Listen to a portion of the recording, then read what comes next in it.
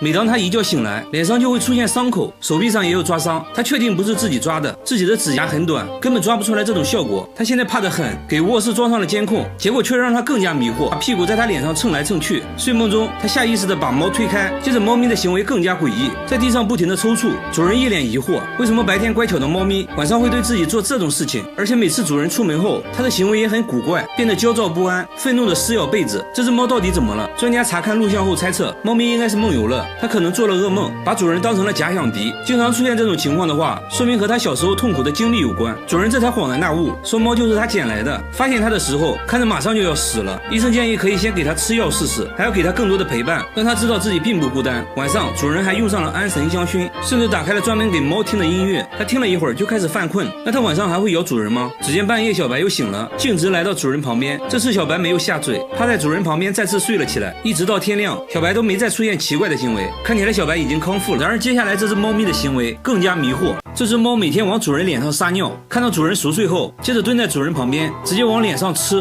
关键猫咪有时候还上火，那味道简直了。主人很崩溃，为啥这只猫会有两副面孔？白天明明很温顺，为啥到了晚上就往自己脸上撒尿？还说这样撒尿已经1年了。主人尝试过很多方法，也打过它好多次，都无济于事。没办法，主人决定戴头盔睡觉，因为实在不舒服。刚睡了一会儿就把头盔摘掉了。没一会儿，小白凑了上来，确认主人已经睡着后，深情地看着主人的脸，接着情不自禁的就往脸上撒尿。主人再次惊醒，对小白一阵数落，医生也被逗笑了。第一次见这种迷惑行为，医生表示这可能是小白的一种沟通表达方式，一直撒尿是因为主人一直没能理解自己的需求。那小白到底想给主人说什么？医生观察后说，因为主人家里宠物众多，小白的生活空间被压缩得很小，而且小白还患有社交恐惧症，所以经常会独自一人蜷缩在角落。医生建议给小白单独做个新家，让他有个相对自由放松的生活环境。可以看到小白对新家非常满意，就好像在说，主人你终于懂我了。好了，我是月贝，关注我，每天一个迷惑行为大赏。每到晚上7点，理发店的感应门就会自动打开，但门口一个人都没有。然而在白天，门却可以正常工作。一旦到了晚上7点，门就会诡异的自动开关，就好像有什么东西要进来一样。即使在众目睽睽之下，依然自动打开，顾客都觉得很不可思议。店主联系了感应门厂家，厂家却说一切正常。店员猜测可能是地板上的头发影响到了传感器。为了验证这一说法，他们抓起一把头发丢在门口，门还真的打开了。但有人不同意这种说法，如果要达到这种效果的话，头发必须要一直在门口掉落才可以。另一个员工猜测，可能是对面那个神秘人操控的，他总是蹲在对面台阶上看着理发店，但想想也不对，即使他不在的时候，门也会自动开关。第三个员工认为，可能是灯光影响到了传感器，因为他家的招牌灯都是7点开始亮，这个看着最有可能。接着关掉了店内所有灯光，果然门就停止了移动，但没过2分钟又开始自动开关。很明显，所有猜测都是错的。这时，顾客说出了另一种可能，因为之前这附近就出过车祸，可能真的有鬼，而且是一个想剪头发的鬼，因为没有钱，所以一直在门口徘徊。店员开玩笑似的对着门口喊道，进来吧，给你免费剪头发。没想到啊，本来正在关闭的门瞬间就打开了，大家都快吓尿了。但凡事要讲科学，我们找来了经验丰富的维修师傅。师傅拆开感应门的控制部件，又是测电流又是测电压，研究了好几个小时都没有找到原因。师傅说一切看起来都是好的，感觉真的有一股神秘的力量在操控着感应门，这还真成了未解之谜。下面这个村子也正在遭受声音的困扰，村子里整天传来敲打钢管的声音，声音每隔2小时出现一次，已经持续了3个月，很多村民都无法睡觉，甚至还报过警，依然没有任何发现。专家分析了声音，发现声音间隔不一样，很明显是有人故意制造的。节目组在村里安装了多个摄像头，还是只能听到声音，却找不到任何奇怪的人。在村里排查了好久，终于确定了声音的大体位置。有个村民说，之前也怀疑过这里，但只要上前查看，声音就会停止。工作人员继续在附近排查。这时，一位神秘的村民向节目组反映，说他知道声音来源，说是自己丢垃圾时偶然发现的，确定声音就是从那扇窗户里传出来的。那这样好办了，架起摄像机对准窗户，等待声音出现。几分钟后，窗户突然被打开，只见有个人在敲着什么东西，接着就传来了熟悉的敲打声。工作人员赶紧上前询问，敲了半天门也没人回应。第2天，节目组继续上门拜访，这次门终于开了，问他为什么要发出声音，他却说自己也是受害者，楼上一直有人穿着高跟鞋在家走路，自己为了反击才发出声音作为警告。节目组询问楼上邻居，邻居却说自己从来不会在家里穿高跟鞋。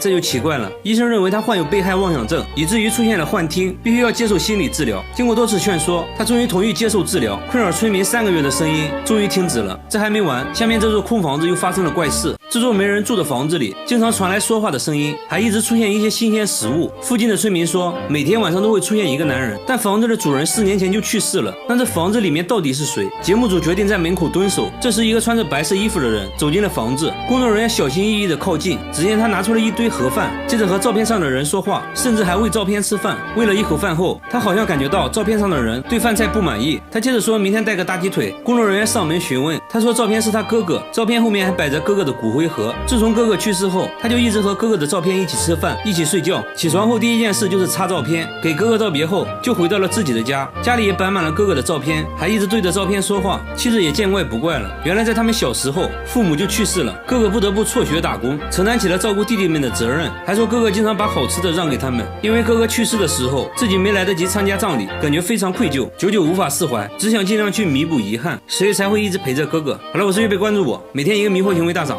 他的手机会自己拨打电话，每天拨打2000次，他都换了5个新手机了，但是没用。即使买完手机刚出门，电话就开始自动拨打起来。慢慢的，一家3口的手机都出现了这种问题，但手机并没有中病毒，这搞得一家人精神崩溃，而且电话都打给了亲戚朋友。朋友说有时候1分钟就能接到20个，刚接通就挂断。有一个朋友还是开餐厅的，电话非常耽误工作，给朋友道歉成了他们一家人的日常。手机不仅会自己打电话，有时还会发短信，关键短信内容很惊悚，还说这种现象一般都出现在晚上。于是节目组决定等待。但1夜过去，手机并没有出现自动打电话的情况。节目组又安装了多个摄像机，全程监控。第2天，儿子的手机率先打起了电话，儿子想拿手机给镜头看，刚走2步，手机自己就挂断了。与此同时，大叔的手机收到了一条短信，上面写着去世很久的父亲名字，这就非常惊悚了。节目组仔细观察录像后，终于发现了端倪。录像显示，奇怪的现象都发生在儿子拿着手机的时候，只有当他拿着手机，手机才会自动拨打电话。父亲手机上的短信也是在他拿走父亲手机后才收到的，而且每次都是儿子第一个发现这种现象。通过这些反常的举动，节目组认为儿子就是始作俑者。心理医生还发现，儿子在处理这些事情的时候很老练，看起来是策划好的，而不是简单的心理问题。节目组把儿子请了过来，想要套路他一下。经过一番询问，儿子终于憋不住了，承认了自己的所作所为。那他为啥要这样做？儿子说别人都觉得他没用，正好他了解到一款远程控制别人手机的软件，用软件控制了父母的手机。刚开始呢，觉得整蛊家人很好玩，而且家里就他懂智能手机，父母都很依赖他，这也让他获得了心理上的满足，才开始一直恶作剧。父母得知真相后很震惊，要求儿子向亲戚朋友道歉。电话之谜总算解开了，但下面这只狗狗又出现了新问题。这只狗每天都要偷鞋，还专偷有脚气的鞋子。奶奶的鞋就经常无缘无故的消失，大冬天只能光脚走回家。节目组来到他家，奶奶却让工作人员离门口远一点。不一会儿，门口就出现了一只狗，他仔细闻了闻，确定是奶奶的鞋后，叼起来就跑。工作人员赶紧追，眼看就要追上了，狗狗丢下鞋子开溜了。奶奶说，狗狗好像时刻监视着自己，每当脱下鞋，没一会儿就被它叼走了。不过还好，狗狗每次把鞋藏在固定的地点，奶奶都可以找到。现在它每2天去捡一次，这样正好能捡回1双。奶奶很困惑，为啥它只偷自己的鞋？节目组猜测，可能是奶奶的鞋气味独特。接着还做了个测试，让村民把鞋子都放在一起，看狗狗会如何选择。只见它从头到尾闻了一遍，很快就分辨出了奶奶的鞋，接着又叼走了。这次呢，节目组让奶奶穿1双新鞋，看狗狗还能不能分辨出来。奶奶穿着新鞋走了1圈，脱掉鞋子进屋后，狗狗就出现了，它像之前一样挨个闻。很明显，新鞋对狗狗的迷惑性很大。狗狗稍微有点犹豫，确认再三后，还是挑出了奶奶的新鞋。那它为啥痴迷于偷鞋？宠物医生说，狗狗把偷鞋当成了一种游戏，认为偷鞋可以吸引人们的注意，进而得到人们的关爱。